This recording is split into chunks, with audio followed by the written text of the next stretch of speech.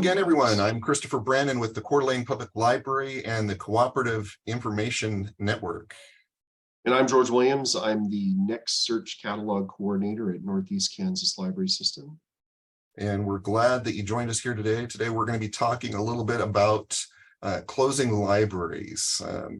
There are different ways that you can close a library. If you have a system where you have certain libraries that close down for seasons, like we do, then you'll want to be able to close your libraries, and you can do that in different ways depending on what your goals are. So we'll be talking about that. But first, we're going to talk about koha-US. This video is sponsored by koha-US, your place to look for all things Koha. Whether you're just starting out with Koha or you've been with Koha for a while, koha-US is a great place to find resources, learn new tips and techniques, or connect with other users and libraries.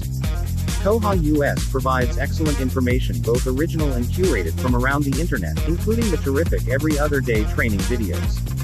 You will also find several special interest groups to connect with, as well as our general monthly meeting where we gather to talk about the latest Koha news.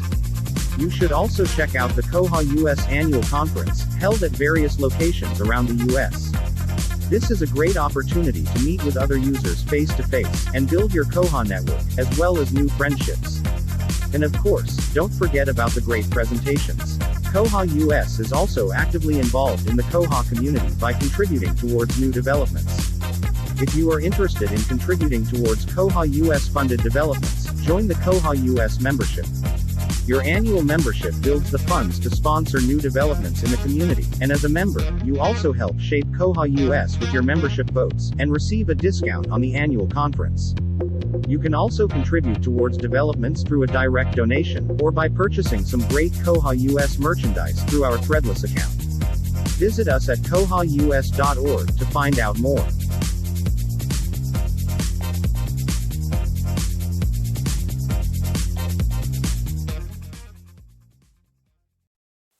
All right. Well, George, go ahead and kick this off. So for us, we use the static hold queue wait system preference. And so the first thing I do when a library is going to be closed, and the most common for me, here at Northeast Kansas Library System, we have one school district with 5 school libraries. It's they all start with a PH in their codes. PH Axtell. So it's the Axtell School, Sabetha Elementary, Sabetha High School, Sabetha Middle School, and Wetmore Academy. And so the first thing that I want to do when I want to close a school for the summer is I just take those those library branch codes out of static hold queue wait. And as soon as I do that, they will no longer have their items appearing in the holds queue report. So that's the first thing I do. The second thing I do is also a system administration thing. I go in and there's a system preference called OPAC hidden items. And well, I should change this because Winchester is open now. But there's the way this works is you use in this case, it's home branch, colon, and then a pair of brackets, and then you just put the branch code in there of the branch that needs to be closed. So if I was closing the Axtell School for the summer, I would put home branch PH Axtell, and as soon as I save that, none of the Axtell items will show up in the search results in the OPAC. So that means that Koha isn't building a holds queue with items that are owned by Axtell, and taking them out of putting them into OPAC hidden items means their items won't appear in the OPAC. So I take it that your holds are item specific holds only. You don't do a first available hold. No, we do only first available holds. Patrons can Oh. place item specific holds in the OPAC. Okay. The issue that comes up when we close the school for the summer, the biggest issue is that patrons may already have requests placed on those items. And those aren't going to be filled until the school reopens in August. And the way that I deal with that is I use the news features in Koha to put a message on the OPAC saying that these schools are closed until a specific date. And the way you do that is you go to tools and news. And I'm not going to create one, but you just create a new entry for something that's going to appear on the OPAC.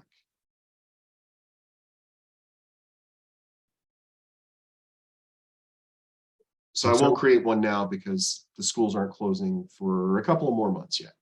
But that's, one of the things I do, if you've requested an item from one of these locations, they're currently closed for the summer. Got it. One of the things that it usually isn't that big of a deal because most of the items that are held by the schools, the school doesn't hold a lot of titles where they're the only one that owns a copy. Most of the things that the school district has, there are multiple copies of. So there aren't a lot of cases where there isn't another copy that can fill a request. There is, if you go to the Koha system administration, if you go to libraries and we look up those schools that are closed, there is a way you can go in, like Sabetha Elementary. If I click on edit, there's a drop down here that says, is this a pickup location? And if you change that from yes to no, then they will no longer be a valid pickup location in the OPAC or in the staff client. Right. One of the issues with doing that I found, though, I don't like to do that. And the reason I don't like to do that is because if a patron that has the school district as their home library goes into the catalog and places a request, and they forget to change, if the pickup location, if their home library is no longer a valid pickup location, the default pickup location for that patron becomes whatever library is at the top of the list alphabetically for that consortium. So instead, what I use is some jQuery, and I don't know if this is on the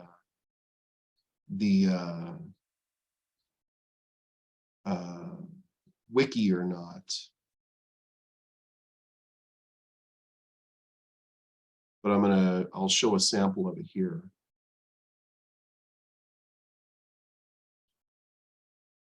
In the koha-US test system.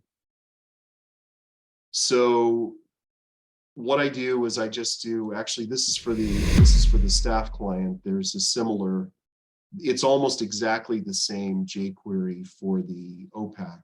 This is just for the staff client though. But what I do is I put the branch code of the library that's closed here, and then I put an alternative branch code here. So like PHSHS is Sabetha High School, and Sabetha is the public library in Sabetha, Mary Cotton Public Library. Mm-hmm. And so by doing that, when that patron, if their home library is Sabetha High School, when you place that hold for them, this jQuery will automatically reroute the hold pickup location to Sabetha Public Library. And so I changed the values of the branch codes here, and then I put the branch name here and the alternative branch name here. So here it would be Sabetha High School, and here it would be Mary Cotton Library. And then that way, when the patron, if they don't think, or if the staff doesn't think, oh, this library's closed, well, the drop down is going to say this branch is closed for the summer. Items will route to the alternative branch. And if they don't see that, then they kind of have to just live with that. It would almost be nice. Well, it would be nice if the library pickup location drop down where you said yes or no, if there was an option to select a different library for a pickup location as the default. Yeah, if there was a way in that library's administration to do that, that would be, instead of just a drop down here that said pickup location, if there was a way to do an alternative, if there was a way to set this, to when this says no, then alternative for the home library. Yeah, that would be an interesting way. You could either choose a library, or you could say use, the first, like it's doing now. But it would be nice if you had that option there. It would be nice. And this is what I've been doing for years. This is what I've started doing the first summer that we used Koha in Idaho at the ValNet Consortium, because there at the ValNet Consortium, half of the libraries are school libraries. So half of the libraries in that consortium closed for the summer. And so we had a lot of this. Here I've only got 5 libraries. That's nothing. That's less than 10% of my total system.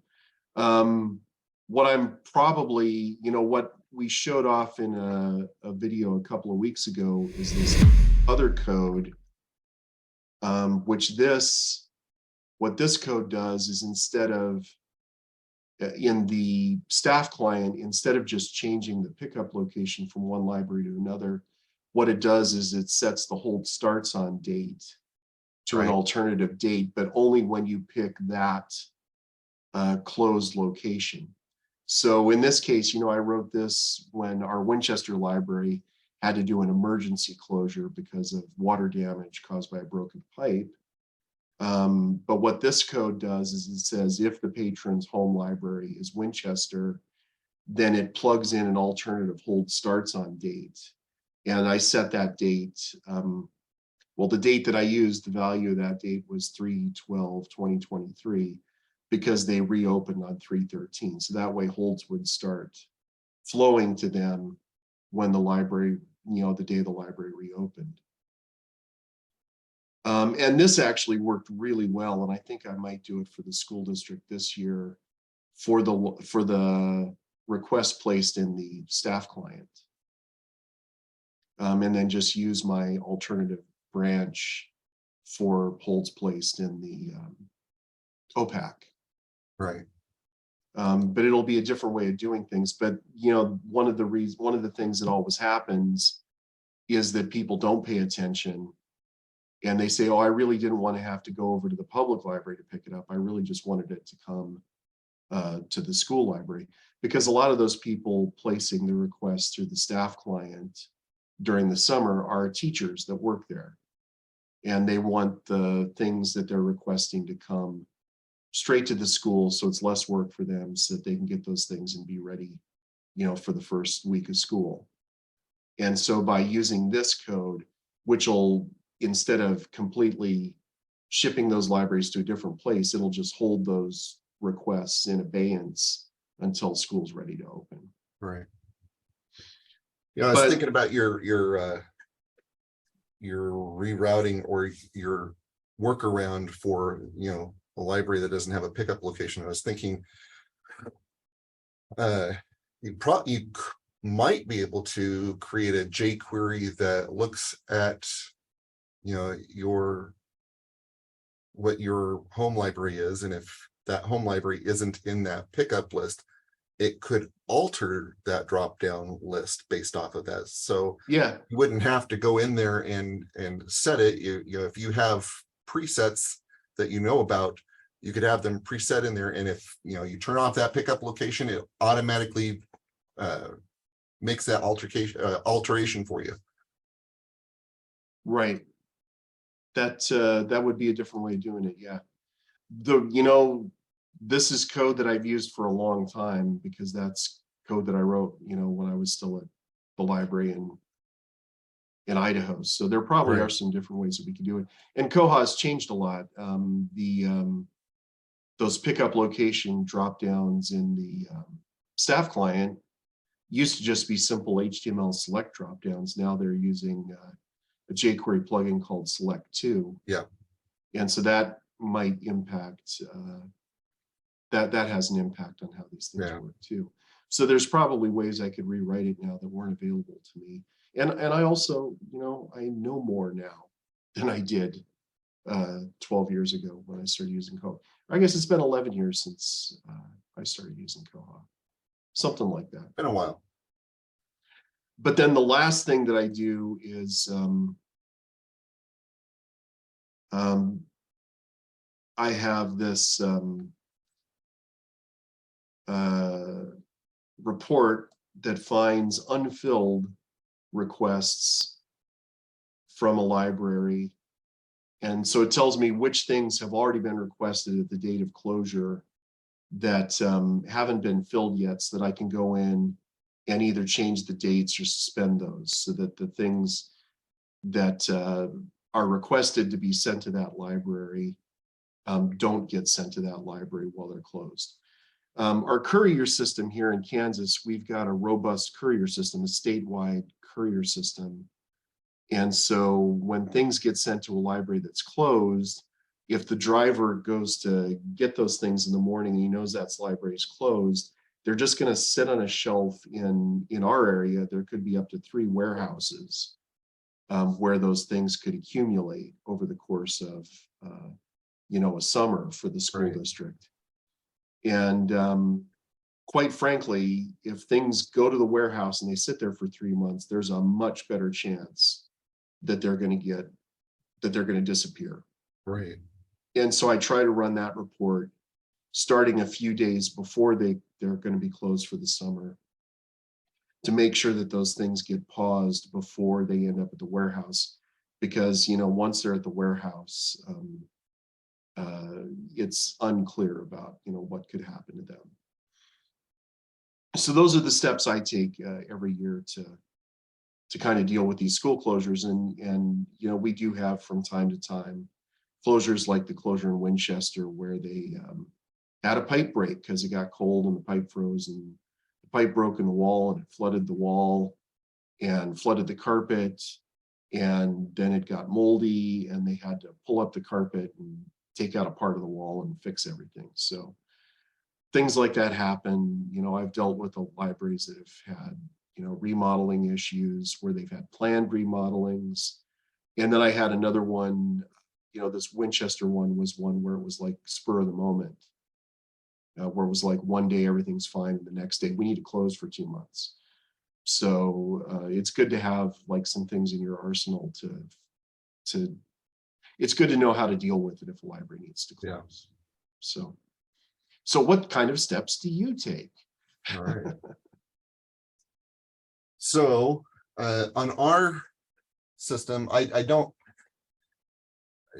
do the same approach. I do a similar approach, but it's basically there's a 3-step process to what we do. We have 2 schools in our system, and they usually let us know when they're getting ready to close and when they want to close. And they want to know, they want books returned by a certain date. So they'll give us a heads up notice well in advance. And what the first thing that we do prior to closing anything is we will go, not into the libraries, but into our circulation rules. And I will go into the specific school or schools in this case.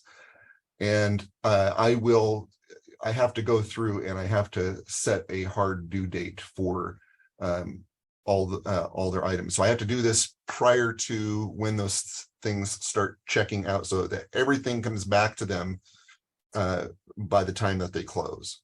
Yes, I do the same thing too, but I communicate with them in September, August or September, and I set those so far ahead that I don't even have to think about it when May comes around. Yeah, so we set the hard due date to I don't know if it's the last day that they're open, but sometime before then, just to make sure things get returned by then. Yeah, I think we And usually do the 5 days before, the Friday before they close, we set the hard due date. and then the second thing that we do is we set the hold policy so that there are no holds allowed. So that's how we Right. stop their holds. So we set a hard due date, and then so we set the hard due date in advance, and then when it comes time to close the library, turn off their holds, and we turn off their pickup locations, much like you showed. That's pretty much all there is to that. So we go into the library and we edit the library just like you showed, and turn off that pickup location. So we don't go as far as telling the patron about it, because generally, those that have their pickup locations such as the schools, they're not thinking about libraries or books on the break. They're generally done for the season. So we haven't had any issues with it routing to a library, but I do like the what you had done, and I'm kind of thinking towards doing something like I had mentioned, a modification of that to automatically reroute them and let them know that they've been rerouted because it's been closed. I might do a hybrid of that of some sort for the future, so that that things are rerouted just in case. That I look forward to seeing video on that. Yeah, because that'd be really useful. Yeah. so yeah, much simpler approach, but we only have 2 schools, and it's been pretty routine year after year. So we've been doing this for quite a while. I have in the past, prior to us being able to turn on and off, because I don't think we had the ability to turn off the pickup locations in the past. No, that's only been a couple of versions of Koha. I think that might have been 2111 or 2105. As long as it is existing, Yeah. I took advantage of that. But prior to that, I was doing something similar in changing pickup locations in jQuery so that they couldn't choose their library. I basically deactivated it so it showed grayed out, and they had to go and choose something else. So yeah. Just graying it out kind of blocked them from being able to save. It would tell them they needed to pick up choose a pickup location. So it stopped them in their tracks, and they had to go and visit, they had to do something. It wouldn't default because the item was still there. So I didn't take it out of there completely. I just disabled it basically. Right. And that was enough. So yeah, it's easier for me here with only 5 schools. When I worked at the ValNet consortium, it was a lot of schools, because I think out of 49 libraries, I think 24 of them were, almost half were school libraries. So I guess in it depends on how you want to approach it. The pickup location is easy enough to just turn on and off. But yes, it does leave a hole, and it leaves a possibility of mistakes in pickups if you're not paying attention to that. And you can address that by doing some jQuery to automatically reroute them to a more suitable pickup location, or maybe you could if you notice the pickup location is not the same as your default library, you might have it show something as closed and force them to pick their own location rather than us forcing a pickup location. So there are a few ways that you could approach that, and I'll play around with that and see what would come up with. Yeah, for us, I think a big difference too might be one thing to consider would be the complexity of your courier system. Because for us, if something goes to, we use a party company statewide. We use an outside vendor to manage our courier system, and many of their actual couriers are contractors, are subcontractors to them, and some of the couriers are subcontractors to the people that are subcontracted to the company that we have as our subcontractor. So, you know, the complexity of the courier system, that's one of the issues that we have, is if something, you know, goes to the warehouse, and it could possibly pass through 3 different warehouses to get from point A to point B in our system. And that makes, you know, sending something and saying, could you just let this sit in the warehouse for 3 months? That's not a great situation, because that's when things go missing. Really risky. Yeah. Yeah, but if you've got your own, if you've got an in-house courier, then it's a lot easier. You have a lot more control over what happens to items. I will say that I also put out a news event for the staff. They know that those, you know, we'll announce that the schools are closed. So in general, staff are pretty savvy. You know, if they see something's being routed to one of those schools, they'll bring it up to the CERT manager and they'll deal with it. Right. Rather, you know, because, you know, I don't think our staff would stick something in a courier and get handed off to a courier knowing that the school is closed. So we do pretty good with that, especially with the number of libraries that we have to deal with. Yours, I understand, much bigger system. Things can fall through the cracks. So yeah.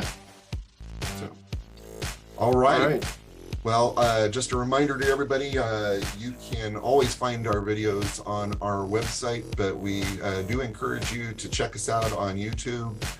You'll find our videos there as well, and that's where you can subscribe to our videos so you will be notified when the next video comes out. You can also like us, let us know that you are enjoying these videos, and also you can comment on videos, let us know what you liked, what's been helpful, and what we got completely wrong, because we will come back and correct ourselves if needed. But we always listen to your comments. We love it when people comment, so please visit us there.